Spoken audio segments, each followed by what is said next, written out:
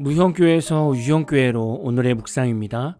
오늘은 고린도후서 2장 12절에서 17절까지 말씀을 묵상하겠습니다. 성경 말씀을 듣겠습니다.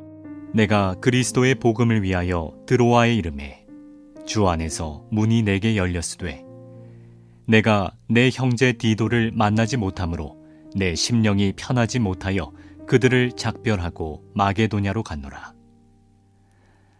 항상 우리를 그리스도 안에서 이기게 하시고 우리로 말미암아 각처에서 그리스도를 아는 냄새를 나타내시는 하나님께 감사하노라. 우리는 구원받는 자들에게나 망하는 자들에게나 하나님 앞에서 그리스도의 향기니 이 사람에게는 사망으로부터 사망에 이르는 냄새요 저 사람에게는 생명으로부터 생명에 이르는 냄새라. 누가 이 일을 감당하리요? 우리는 수많은 사람들처럼 하나님의 말씀을 혼잡하게 하지 아니하고 곧 순전함으로 하나님께 받은 것 같이 하나님 앞에서와 그리스도 안에서 말하노라. 오늘 말씀은 바울이 고린도 교회에 방문했을 때 성도들과 갈등이 생기면서 마음이 편치 않은 상황에서 드로아로 복음을 전하러 간 상황을 전하고 있습니다. 바울은 눈물의 편지를 써서 고린도 교회로 보냈고 그 이후 성도들의 상황을 확인하고자 디도를 만나고 싶어 했습니다. 그러나 디도를 만나서 고린도 교회 성도들의 회복 소식을 듣지 못한 채 바울은 드로아 지역으로 복음을 전하러 가게 됩니다. 드로아에 가서 복음의 문이 열렸지만 바울은 여전히 마음이 편치 않았습니다. 12절 13절을 볼까요? 내가 그리스도의 복음을 위하여 드로아에 이르매 주 안에서 문이 내게 열렸으되 내가 내 형제 디도를 만나지 못하므로 내 심령이 편하지 못하여 그들을 작별하고 마게도냐로 갔노라. 바울의 마음이 얼마나 답답했는지 드로아에서 복음의 문이 열렸음에도 불구하고 마음이 편치 않았음을 고백하고 있습니다. 사람은 그런 것 같습니다. 누군가와 관계가 틀어지면, 특별히 오래된 사이에서 관계가 틀어지면 다들 마음이 힘들어집니다. 아무리 좋은 일이 생겨도 마음 한 구석에서는 편치 않은 마음이 머물고 있죠. 여러분도 이런 일이 없으셨나요? 만약에 자녀가 여러 명이 있습니다. 모든 자녀들이 다 잘 지내면 너무나 감사한 일입니다. 그런데 인생이 그렇습니까? 여러 자녀 중에 누구 하나가 몸이 아프거나 사업이 어려워져서 빚더미에 앉게 되면 그의 부모는 아무리 다른 자녀들이 성공하여 고급 레스토랑에 모시고 가서 맛있는 음식을 사드려도 부모의 마음 한구석은 늘 편치 않은 겁니다. 바울은 지금 드로아 지역에서 복음의 문이 열려서 기뻐해야 되는 상황인데 고린도 교회 성도들과의 관계가 이미 틀어져 있어서 복음의 기쁨을 제대로 누리지 못하고 있었습니다. 인생 살다 보면 관계가 서로 틀어질 수 있습니다. 때로는 큰 오해로 그동안 잘 알던 사이와 관계가 틀어질 수 있습니다. 요즘 사람들은 특별한 이익관계가 아니면 틀어진 대로 그냥 관계를 끊어버립니다. 그러나 하나님은 이렇게 하기를 원하지 않습니다. 믿음이 좋은 성도가 먼저 손을 내밀어서 관계를 회복하기를 원하십니다. 이것이 하나님의 마음이며 사랑이죠. 물론 사랑의 마음으로 손을 내민다고 해서 모든 관계가 회복되는 것은 아닐 겁니다.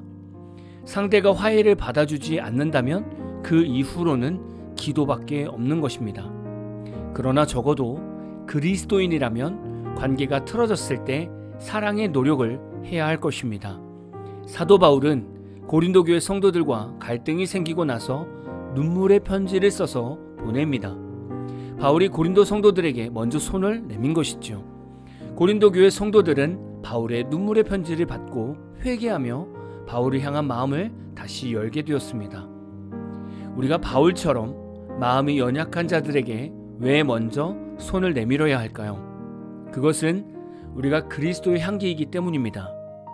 우리가 하나님의 사랑을 전하며 살 때 우리 삶에는 그리스도의 향기가 전해집니다. 사도 바울이 자신을 그리스도의 향기라고 표현한 것은 바울이 복음을 전할 때 어떤 사람에게는 생명의 말씀으로 들리지만 어떤 이에게는 메스꺼운 말로 들리기 때문입니다.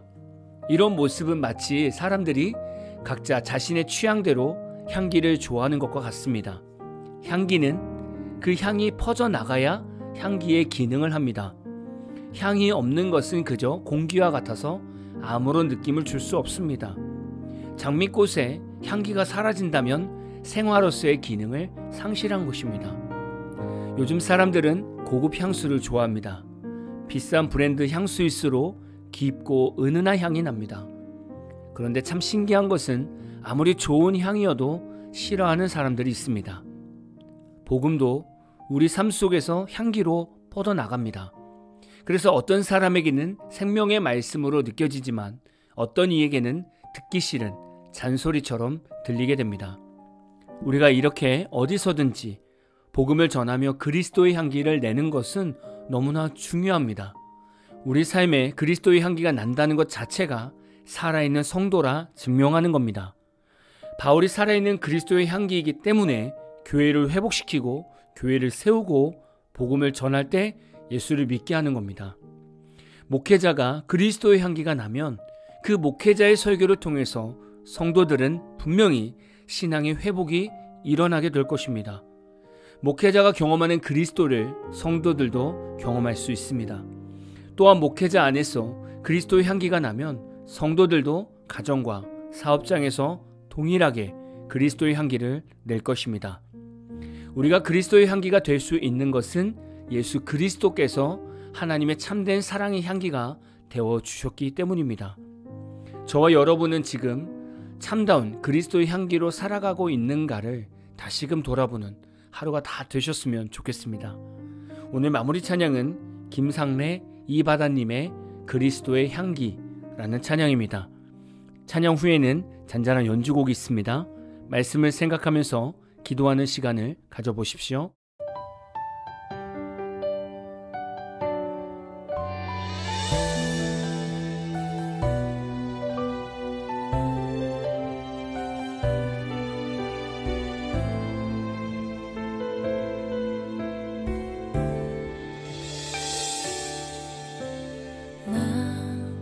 언제나 힘없이 무너져 주저앉은 나를 누가 필요로 할까.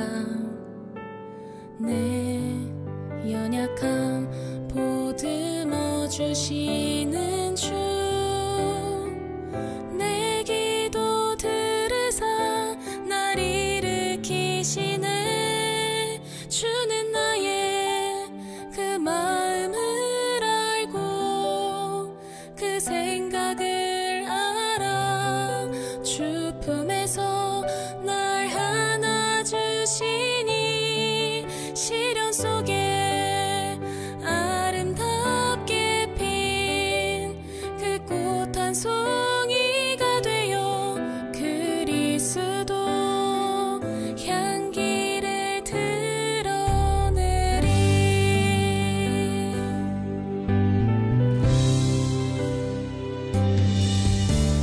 나 언제나 힘없이 무너져 주저앉은 나를 누가 필요로 할까.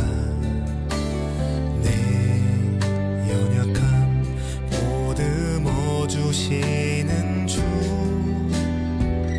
내 기도 들으사 날 일으키시네.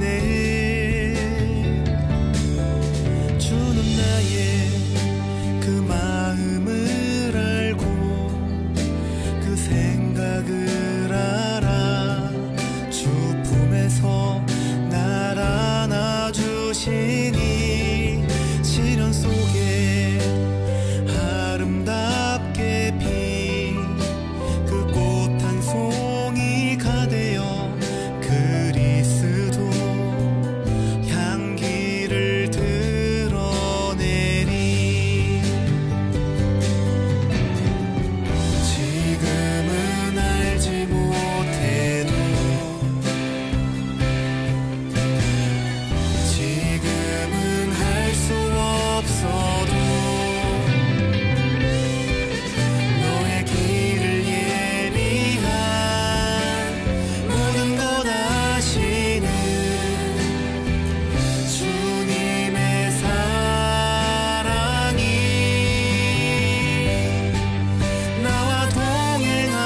주시네.